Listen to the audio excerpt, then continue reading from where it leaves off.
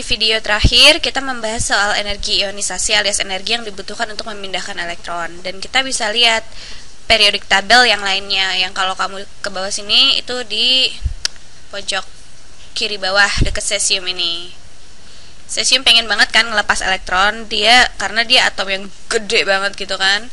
Dia cuma punya satu elektron ekstra di kulit ke-6-nya. Nah, ini bisa aja dilepas sama dia, dan dia bakal punya 5 kulit yang udah lengkap sempurna. Jadi dia pengen banget ngelepas elektronnya, butuh energi yang sangat kecil buat dia untuk ionisasi. Nah, di sisi lain spektrum yang lengkap ini, helium justru butuh banyak energi buat berionisasi kan, helium. Nah, dia bahagia banget, dia punya kulit yang lengkap di kulit pertamanya, dia atom yang sangat kecil. Elektron ini sangat dekat sama proton, jadi gaya Coulombnya itu sangat kuat. Dan dia mengeluarkan banyak energi untuk menghapus si incremental elektron itu, si elektron tambahan. Dan kita kan udah belajar itu kan. Satu hal yang mau saya jelaskan sebelum masuk ke topik tipe lain dari kecenderungan dan properti atom yang berbeda itu adalah energi ionisasi kedua. Energi ionisasi kedua, second ionization energy. Saya pengen jelasin ini soalnya dia banyak keluar di ujian kimia, terutama ujian standar kimia.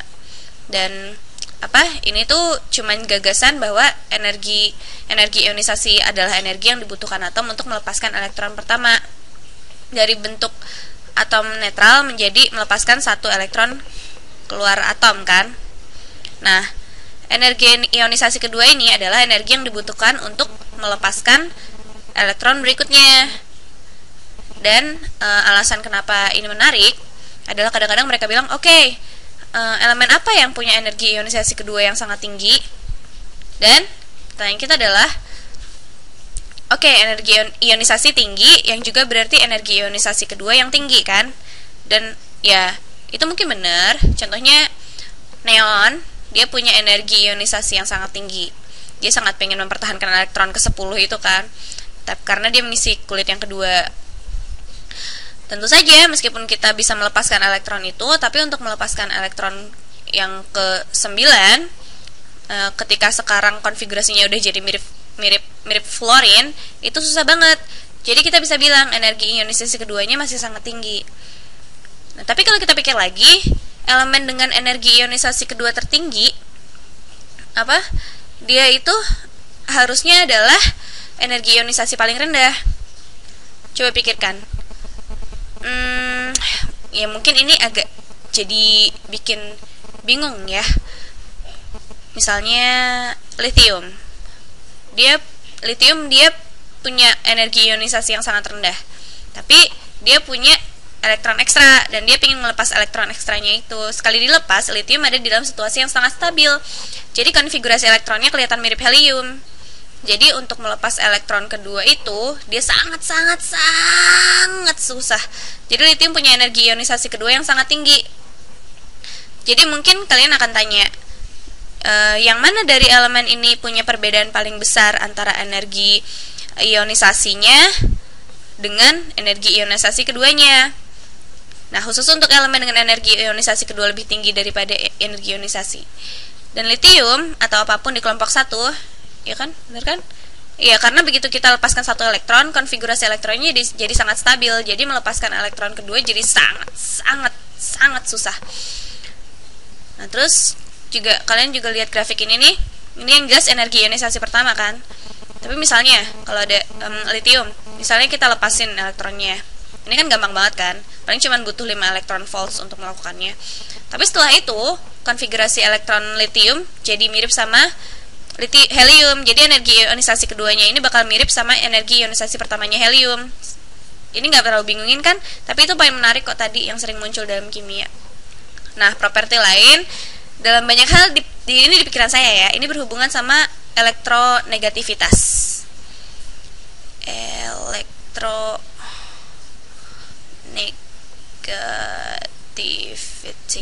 Elektronegativitas. Dia konsep ini muncul oleh Linus Pauling. Dia selalu ingat kimia yang terkenal dia. Yang selalu saya ingat itu dia terkenal soalnya dia percaya kalau vitamin C itu kunci dari hidup abadi. Dan dia selalu minum vitamin C dengan dosis tinggi yang banyak. Tadi kapan-kapan saya baca lagi deh buku tentang dia. Takutnya ntar saya malah jadi nyebar fitnah soal Linus Pauling, saya nggak mau gitu. Kayaknya sih dulu saya baca pas zaman SMA. Anyway, dia memunculkan gagasan elektronegativitas. Gagasannya adalah ketika dua atom membentuk ikatan kovalen. Belum saya ajarin ya ikatan kovalen itu apa. Rencananya saya mau ngebahas itu sih di beberapa video lagi setelah ini. Tapi gagasan inti dari ikatan kovalen itu cuma atom-atom yang saling berbagi elektron aja sebenarnya. Coba saya gambar ya. Ini oksigen kayak gini. Kita gambar aja gitu deh ya. Nih. Nanti saya pakai buat elektron-elektron ekstra ini untuk mengikat. Ini oksigen kayak gini. Kamu tambahin 2 hidrogen. Hidrogen kan elektronnya cuma 1. Apa yang akan terjadi? Mungkin kamu nggak tahu kalau belum pernah lihat ikatan kovalen ya. Tapi atom sebenarnya akan berbagi elektron. Misalnya oksigen ini, kita taruh dia di tengah. Kita punya ini di sebelah sini. Coba saya gambar gini ya. Elektron dari oksigen saya gambar pakai warna hijau. Hidrogen saya gambar pakai oranye ya. Nih. 2 dari hidrogen ini. 1 hidrogennya di situ. Hidrogen yang satu lagi sebelah situ. Nah, apa sih yang baru aja terjadi di sini?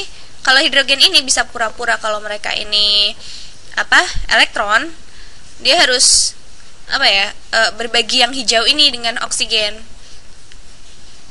Kita bilang, berbagi elektron yuk, biarkan aku pinjam yang hijau, nanti kamu pinjamin aku yang oranye. Dengan begitu kita bakal merasa punya konfigurasi elektron yang stabil. Ya kan? Hidrogen akan senang karena kulit esnya dia jadi terisi. Nah, si oksigennya juga senang karena kulit valensinya dia sekarang dipenuhi 8 elektron. 2 diantaranya hasil pinjaman dari si hidrogen. Jadi mereka senang. Ini namanya ikatan kovalen, di mana atom itu saling berbagi elektron. Nah, ini kadang-kadang digambar kayak gini. Oksigen, ini pasangan elektron ekstranya oksigen, terus digambar aja garis begini. Secara implisit, si garis ini berkata, lihat ada 2 atom loh di masing-masing ujung. Ada elektron oksigen di situ, terus ada elektron hidrogen di situ. Jadi mereka kayak berbagi. Yang 2 ini sebenarnya artinya sama, tapi garis itu cuma berarti ikatan kovalen sih. Nah, inti yang mau saya sampaikan dengan membahas ikatan kovalen lebih awal ini adalah supaya saya bisa membahas tentang elektronegativitas. Gagasan yang diajukan Linus Pauling itu adalah bahwa dalam ikatan kovalen, pembagian yang terjadi itu gak mutual, gak adil sebenarnya. Beberapa atom akan lebih ngerampok elektron atom pasangannya. Dalam kasus ini, oksigen, kita udah belajar tentang oksigen kan, dia di sebelah sini kan adanya. Dia suka banget ngambilin elektron, jadi energi ionisasinya sangat tinggi. Dan dia cuman kurang 2 elektron kan, sampai konfigurasi elektronnya mirip sama neon. Dan supaya dia bisa mencapai situasi sangat bahagia. Jadi oksigen dia cinta elektron. Hidrogen itu sedikit kesini ya, dia bisa mendapat sebuah elektron, terus dia akan punya orbital 1s yang stabil. Nah, atau dia malah bakal kehilangan elektron dan intinya cuman dia yang akan berubah jadi ion positif. Bisa yang mana aja sih, mendapatkan atau malah melepaskan. Jadi dia sedikit ambivalen lah tentang apa yang terjadi sehubungan dengan elektron. Tapi oksigen beneran pengen banget elektron tambahan supaya dia bisa merasa lengkap. Jadi dalam hubungan antara oksigen sama hidrogen ini, oksigen sifatnya lebih elektronegatif. Dia lebih elektronegatif, yang artinya dia kayak ngerampok elektron lebih banyak deh. Jadi kalau kita gambar hubungannya di sini, mungkin bisa berarti sesuatu kalau kamu menggambarkan ikatan ini. Ini sebenarnya semuanya abstrak. Mungkin kita bisa gambar sedikit lebih berat di bagian situ. Ini bahkan bukan sebuah saya barusan ngasal aja sih sebenarnya. Atau kalau kamu gambar bagian hidrogen sama bagian oksigennya aja, mungkin nanti elektron mereka sebagian besar berkeliaran di, ini probability aja ya, tapi mungkin akan di sekitar oksigen dan lebih sedikit yang berkeliaran di sekitar hidrogen. Ini benar untuk hidrogen yang satunya lagi. Elektronnya gagasan elektronegativitas itu cuma bahwa sebuah atom akan ngerampok lebih banyak elektron ketika dia membentuk ikatan kovalen dengan atom lain. Sekarang, kalau kita ingin tahu kecenderungannya elektronegativitas itu kayak apa di tabel periodik, apa ya yang akan terjadi?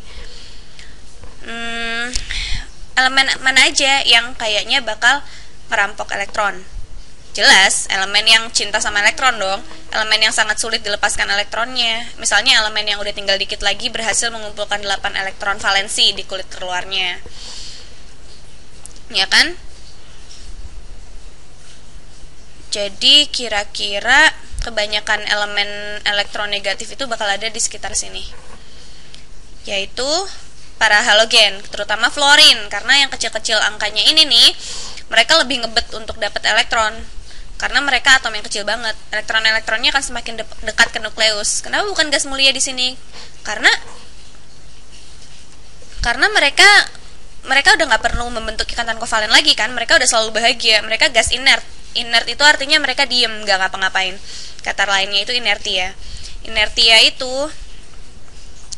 artinya tendensi untuk terus diem, nggak ngapa-ngapain, atau sebaliknya justru bergerak terus. Tapi saya nggak akan ngebahas itu dulu deh. Tapi gas mulia ini inert, mereka nggak ngapa-ngapain. Nah, elemen yang ada di sini bereaksi. Mereka ngebentuk ikatan kovalen, dan ketika udah terbentuk ikatan kovalen, mereka ngerampok elektronnya. Juga di bawah sini nih, waktu mereka ngebentuk ikatan kovalen, mereka bilang, tau nggak sih, lo silakan ambil deh elektronnya, aku nggak butuh, aku lebih bahagia kalau mereka nggak ada. Malah elemen di sini justru sengaja memberikan elektron mereka kadang-kadang yang di sini. Jadi mereka nggak ngebentuk ikatan kovalen. Ini namanya ikatan ionik. Nanti kita bahas di video selanjutnya. Tapi kalian bisa lihat kan kecenderungannya sama kayak energi ionisasi kan? Elemen yang di sini butuh banyak energi untuk melepaskan sebuah elektron karena mereka cinta sama elektron. Jadi mereka juga bersifat sangat elektronegatif. Mereka akan ngerampok elektron dalam ikatan kovalen yang mereka bentuk. Elemen yang di sini energi ionisasinya rendah banget. Mereka gampang banget ngelepasin elektron dari mereka. Nah, makanya itu sifat elektronegativitas mereka juga sangat rendah. Kemungkinannya mereka kecil untuk ngerampok elektron. Nah, kecenderungan lainnya adalah kan orang-orang kadang membahas tentang sifat logam ya dari sebuah elemen alias metallic nature. Ini sifat logam.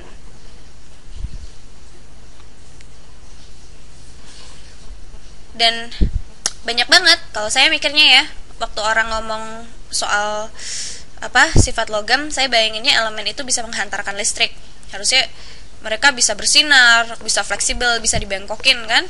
Harusnya bisa dibengkokin tanpa dia patah. Saya bayangin sifat logam itu gitu. Tapi ketika orang ngomong sifat logam di kimia, maksud mereka adalah kesediaan si elemen itu untuk memberikan elektronnya ke atom lain. Itu namanya sifat logam. Ini penting kalau kita membahas tentang sesuatu yang bisa melakukan konduksi, menghantarkan listrik, atau bisa dibengkokkan fleksibel, atau punya lautan elektron yang banyak sehingga bisa dipakai oleh atom lain. Kecenderungannya sama sih. Atom mana yang lebih mungkin melepaskan elektron? Yang ini kan, yang pojok kiri bawah kan? Kalau kita lihat ke bawah terus, atomnya jadi makin gede kan? Jadi elektronnya jadi makin jauh dari nukleus. Jadi gaya kulomnya itu lebih lemah. Ikatannya elektron itu sama nukleusnya lebih lemah.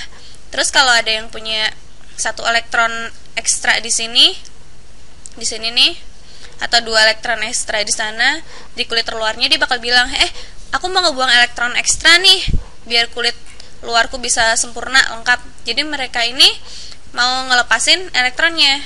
Tapi jadi sifat logam mereka tuh tinggi.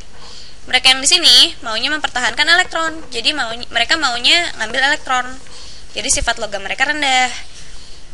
Malah sebenarnya mereka ini benar-benar non logam sebenarnya. Kalau misalnya kita bilang dalam satu kelompok, kecenderungannya, maksud saya bikin diagonal yang secara umum benar itu, semakin kita turun ke bawah suatu kelompok, ukuran atomnya itu kan semakin bertambah, dan elektron di kulit luar itu makin jauh lah dia dari nukleus, gaya elektronnya akan jadi makin lemah, atau gaya Coulombnya itu akan makin lemah. Jadi dia akan lebih mungkin melepaskan elektron. Jadi sifat logam akan semakin besar semakin kita ke bawah di tabel periodik, dan sifat logamnya akan semakin besar seiring kita bergerak ke kiri, karena elemennya cuma punya beberapa elektron dari kulit terluarnya dan dia pengen ngelepas itu. Jadi sifat logam dia kebalikannya. Gini kan? Ini untuk alasan yang sama sih, tapi mereka ini suka ngerampok elektron, yang ini malah suka ngelepas elektron. Ya kan? Jadi energi ionisasi bertambah, kita ke bagian kanan atas geraknya. Elektron negativitas bertambah, kita ke bagian atas kanan. Sifat logam bertambah, kita ke bagian bawah kiri. Kecenderungan terakhir yang akan kita bahas sekarang adalah radius atom. Atomic radius. Gak ada cara terbaik sih untuk ngejelasin ngukur radius atom itu, karena kan sebuah atom gak punya radius yang pasti. Elektron bisa nongol di mana aja masalahnya. Kita cuma bisa menggambar batasan kasarnya aja kira-kira di mana.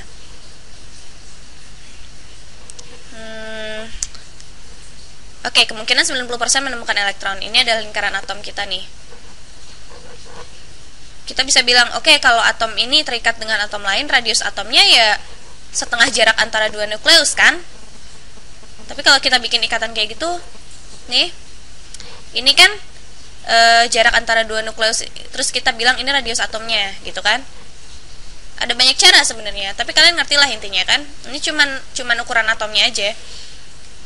Kita udah bisa ngebayangkan seiring kita turun ke bawah kelompok manapun, ukuran atomnya makin besar kan? Kita menambahkan lebih dan lebih lagi tingkat energinya, lebih dan lebih banyak kulitnya. Atomnya makin besar dan makin besar.